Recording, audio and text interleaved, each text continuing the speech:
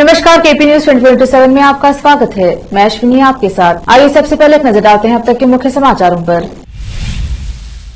बीदर के राजयोग केंद्र में राजयोगिनी प्रतिमा बहन जी बीदर जिले राजयोग केंद्र की मुखिया की ओर से की गई प्रेस मीट।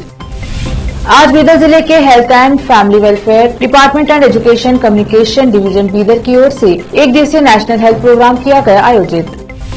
तेलंगाना सचिवालय के उद्घाटन समारोह की नई तारीख तय, 30 अप्रैल को किया जाएगा उद्घाटन। महाराष्ट्र के बजट पर बोले आदित्य ठाकरे, कहा जो आश्वासन दे रहे हैं वो गद्दार हैं। मोदी सरकार केंद्रीय कर्मचारियों को देने जा रही है पुरानी पेंशन योजना का लाभ। कोर्ट में ईडी का आरोप, मनीष सिसोदिया ने 1 साल में 14 फोन नष्ट किए।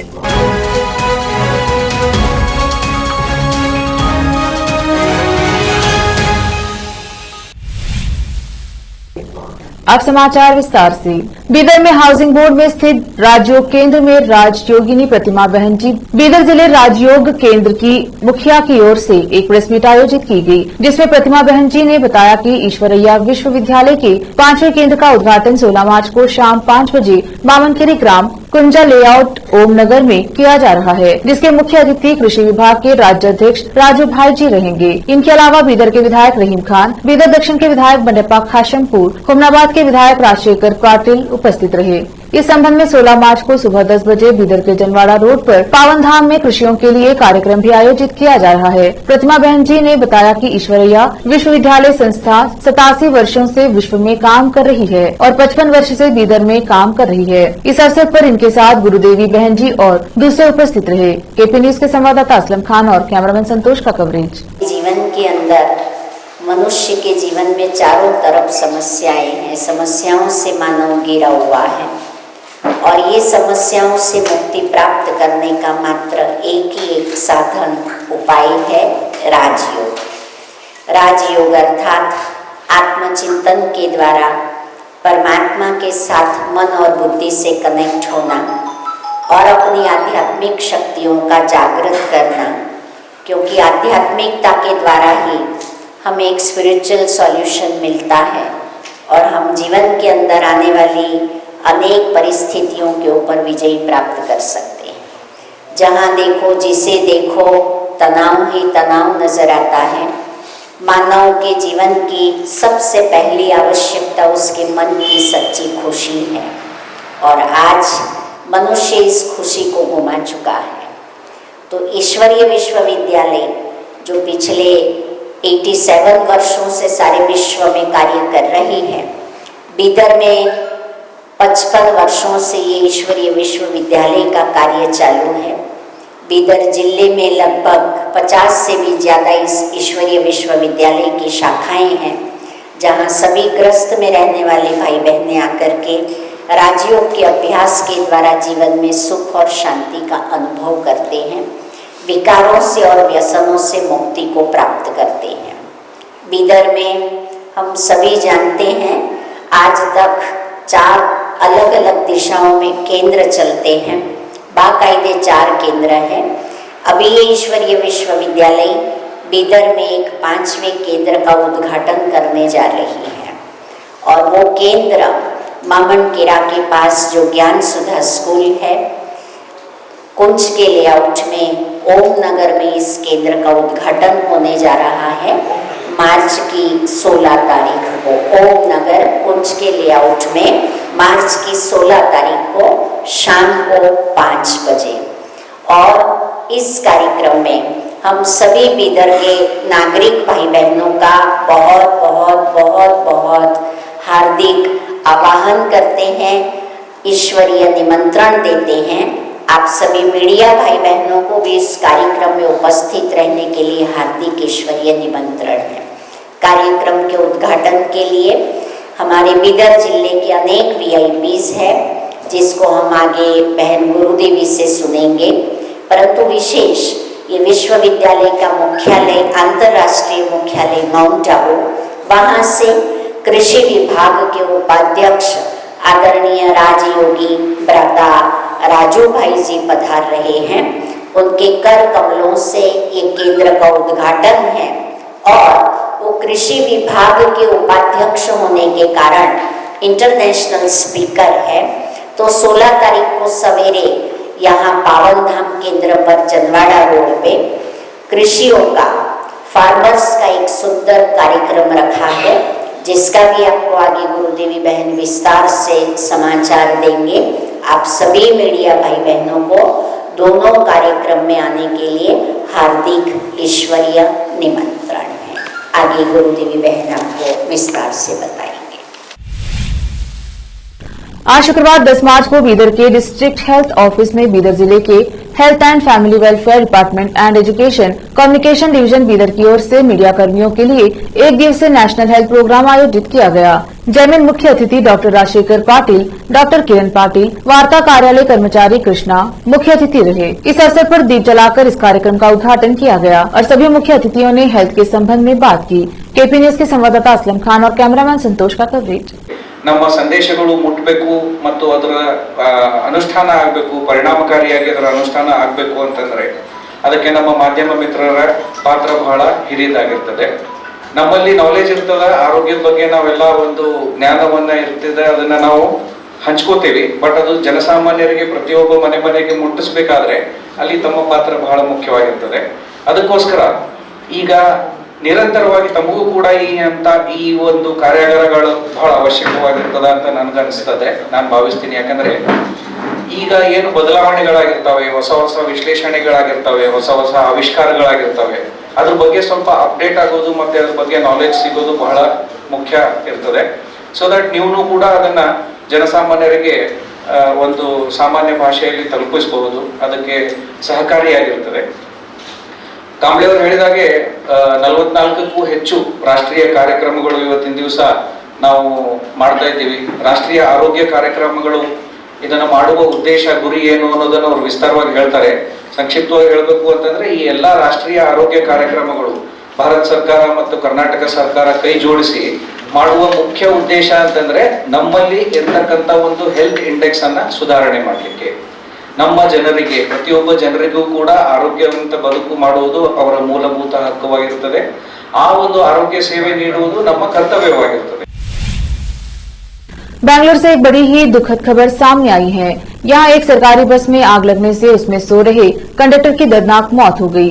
ये घटना लिंगधीरनहल्ली में Bengaluru metropolitan transport corporation BMTC bus stand की है। पुलिस ने शुक्रवार 10 मार्च को इस घटना की जानकारी दी है। डीसीपी लक्ष्मण बी निम्बार्गी के अनुसार सुमनहल्ली बस डिपो की BMTC बस में आग लग गई। एनडीटीवी की रिपोर्ट्स के मुताबिक बस चालक प्रकाश ने सबसे पहले इस आग को देखा और उसने सुबह करीब 4:45 पर पुलिस को इस घटना की सूचना दी। डीसीपी ने बताया कि बस चालक ने गुरुवार 9 मार्च रात करीब 10:30 पर ग्रुप स्टॉप पर बस को खड़ा किया था। उन्होंने बताया कि बस का ड्राइवर बस को डिपो में वहां बने रेस्टरूम में सोने चला गया, जबकि कंडक्टर बस में ही सो गया था।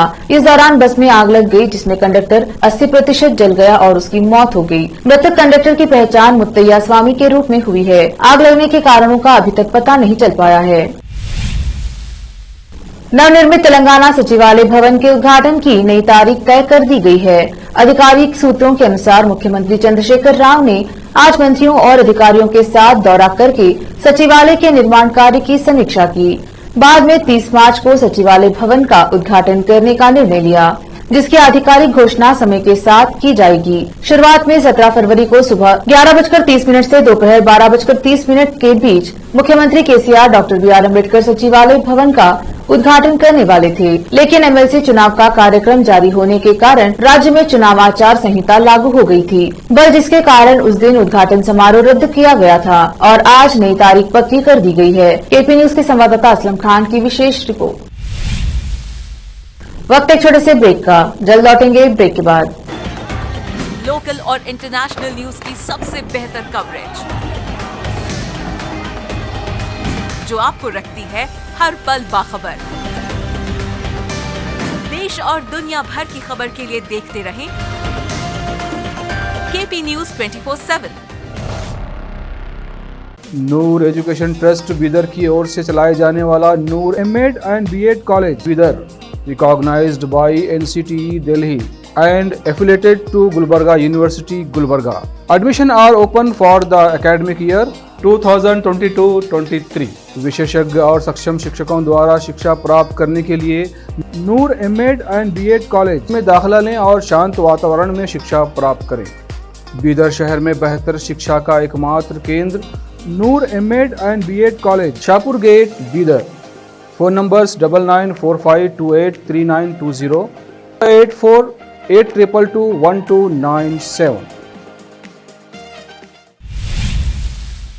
ब्रेक के बाद स्वागत है आपका। देखते हैं आगे के समाचार। महाराष्ट्र की एकनाथ शिंदे सरकार ने गुरुवार को राज्य का बजट पेश किया। बजट पर प्रतिक्रिया देते हुए उद्धव बालासाहेब ठाकरे शिवसेना के नेता आदित्य ठाकरे ने कहा कि जो लोग बजट में आश्वासन दे रहे हैं वो गद्दार हैं। ऐसे में उनकी बात पर विश्वास कैसे किया जा सकता है। आदित्य ठाकरे ने कहा कि बजट में सभी को आश्वासन दिया गया है, लेकिन सवाल ये है कि इसमें से कितने पूरे होंगे। जो लोग आज आश्वासन दे रहे हैं वो गद्दार हैं। ऐसे में उन पर विश्वास कैसे किया जा सकता है। आदित्य ठाकरे ने कहा कि 2015 और 2019 में भी सरकार ने वादे किए थे, लेकिन उनमें से कितने पूरे हुए। बता दें कि महाराष्ट्र सरकार ने वित्तीय वर्ष 2023-24 के लिए बजट पेश किया है। मुख्यमंत्री एकनाथ शिंदे ने इस बजट को ऐतिहासिक और समावेशी करार दिया। उन्होंने कहा कि इस बजट में छात्र, बुजुर्ग, महिलाओं सभी के लिए कुछ न कुछ है। राज्य के वित्त मंत्री देवेंद्र फडणवीस ने गुरुवार को विधानसभा में बजट पेश किया। केंद्र की मोदी सरकार ने लंबे समय के इंतजार के बाद केंद्रीय कर्मचारियों को बड़ी खुशखबरी दी है। केंद्रीय कर्मचारियों को पुरानी पेंशन योजना यानी ओल्ड पेंशन स्कीम का लाभ मिलने जा रहा है। इसके बाद अब केंद्रीय कर्मचारियों की बल्ले बल्ले होने वाली है। हालांकि ओल्ड पेंशन स्कीम का लाभ सभी कर्मचारियों को नहीं मिलने वाला है, क्योंकि सरकार की ओर से जारी नई अपडेट के मुताबिक कुछ चुनिंदा कर्मचारियों को ही ओल्ड पेंशन स्कीम OPS चुनने का मौका दिया जा रहा है। ओल्ड पेंशन को लेकर आई नई अपडेट के अनुसार राष्ट्रीय पेंशन प्रणाली यानी NPS को अधिसूचित किए जाने की तारीख 22 दिसंबर 2003 से पहले विज्ञप्ति या अधिसूचित पदों के तहत केंद्र सरकार की सेवाओं में शामिल होने वाले कर्मचारी केंद्रीय सिविल सेवा नियम 1972 अब 2021 के तहत पुरानी पेंशन योजना में शामिल होने के पात्र हैं। इसे आसान शब्दों में समझे तो यदि कोई कर्मचारी 22 दिसंबर 2003 के पहले निकली भर्ती के जरिए सरकारी नौकरी में शामिल हुआ है तो उसे पुरानी पेंशन का लाभ मिलेगा। वहीं जिन कर्मचारियों को 22 दिसंबर 2003 के बाद निकली भर्ती के जरिए नौकरी मिली है उन्हें पुरानी पेंशन का लाभ नहीं मिलेगा। उन्हें नेशनल पेंशन स्कीम के तहत पेंशन कवर दिया जाएगा।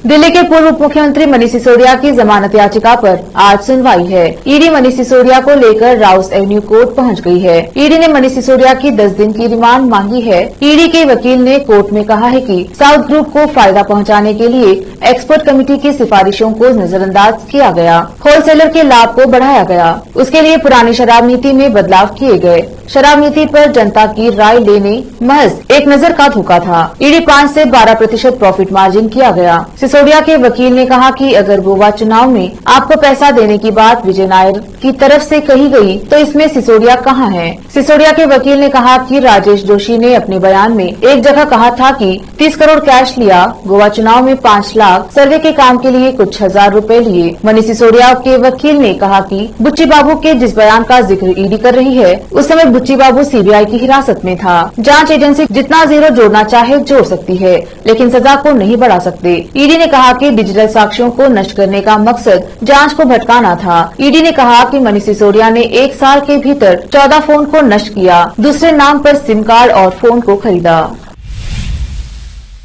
भारतीय जनता पार्टी के पूर्व सांसद हरिनारायण राजभर ने एक बेहद विवादित बयान में कहा है कि माफिया नेता अतीक अहमद को जेल से निकालकर पुलिस मुठभेड़ में मार डालना चाहिए और जो भी पुलिस अधिकारी यह काम करेगा उसके लिए स्वर्ग का द्वार खुल जाएगा। गौरतलब है कि यह विवादित बयान आने से महज कुछ ही दिन पहले पूर्व विधायक राजू पाल हत्याकांड के प्रमुख गवाह उमेश पाल की हत्या के मामले में अभियुक्त अतीक अहमद के 2 कथित सहयोगियों को उत्तर प्रदेश पुलिस ने अलग अलग मुठभेड़ों में मार गिराया है। एक और जहां पुलिस का कहना है कि उसने जवाबी कार्यवाही में गोलियां चलाई है, वही विपक्षी दलों समाजवादी पार्टी और बहुजन समाज पार्टी ने इस पर आशंका जताई है।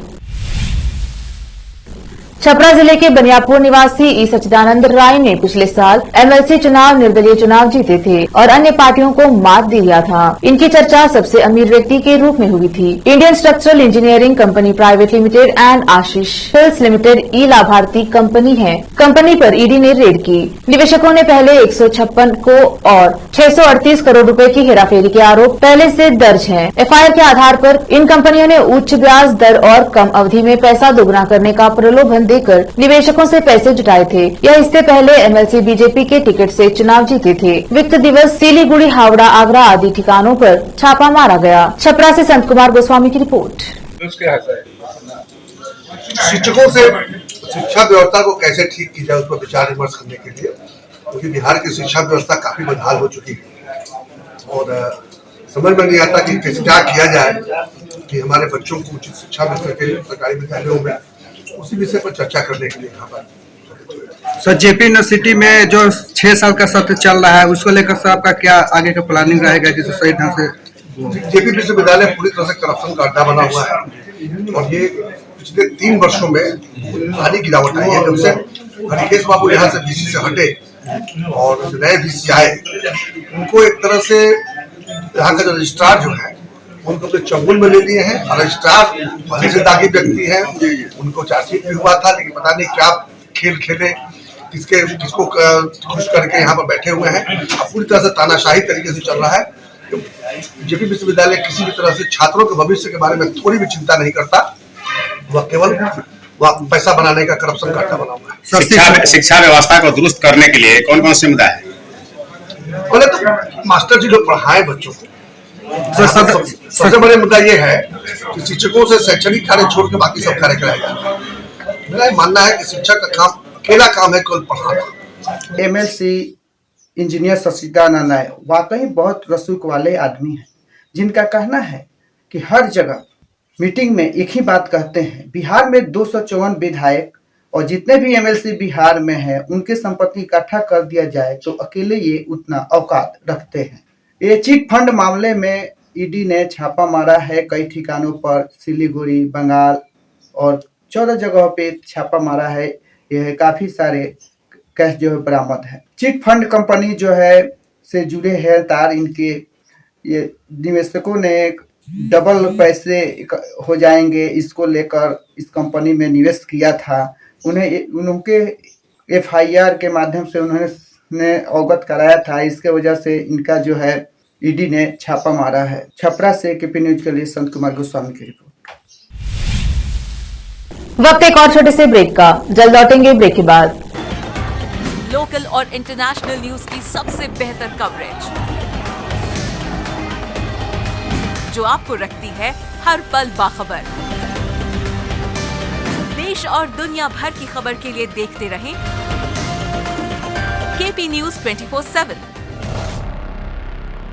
नूर एजुकेशन ट्रस्ट बीदर की ओर से चलाए जाने वाला Noor MEd and BEd college Bidar, recognized by NCTE Delhi and affiliated to Gulbarga University, Gulbarga.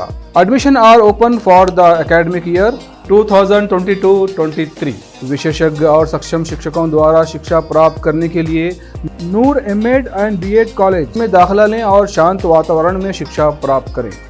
Bidar शहर में बेहतर शिक्षा का एकमात्र केंद्र Noor MEd and BEd college, Shahpur gate, Bidar. Phone numbers 9945283920, 8482221297।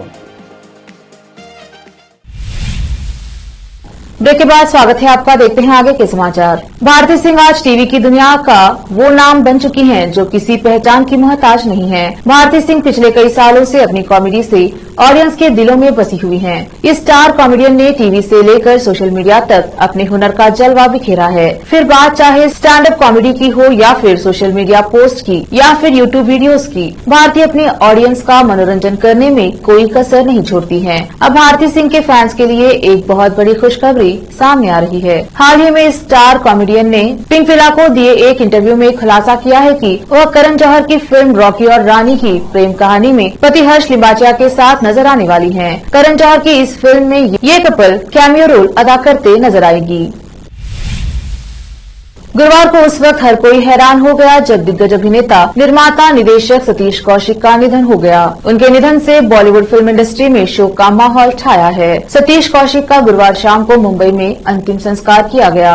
उन्हें अंतिम श्रद्धांजलि देने के लिए बॉलीवुड के कई कलाकार पहुंचे। सभी ने नम आंखों से सतीश कौशिक को अंतिम विदाई दी। वहीं इस दौरान अभिनेता अनुपम खेर को रोते हुए भी देखा गया, जिसका वीडियो वायरल हो रहा है। सेलिब्रिटी फोटोग्राफर विरल भयानी ने अपने आधिकारिक इंस्टाग्राम अकाउंट पर सतीश कौशिक की अंतिम विदाई का एक वीडियो शेयर किया है। यह वीडियो उस वाहन का है जिसमें सतीश कौशिक के पार्थिव शरीर को अंतिम संस्कार के लिए ले जाया जा रहा है। इस वाहन में अनूप खेर भी बैठे हुए नजर आ रहे हैं। वीडियो में वह दोस्त के पार्थिव शरीर के पास बैठे रोते हुए नजर आ रहे हैं। वीडियो में अनुपम खेर को आंसू पोंछते हुए देखा जा सकता है।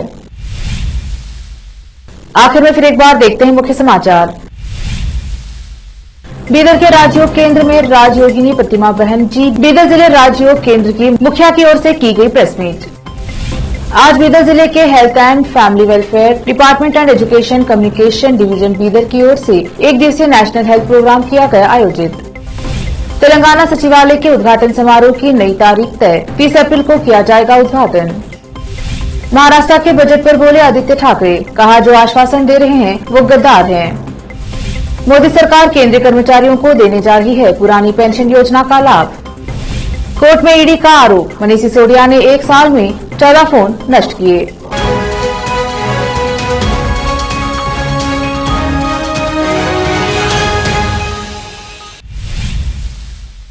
केपी न्यूज में अब तक के लिए इतना ही। देश प्रदेश के समाचारों के लिए देखते रहिए केपी न्यूज 24/7। धन्यवाद।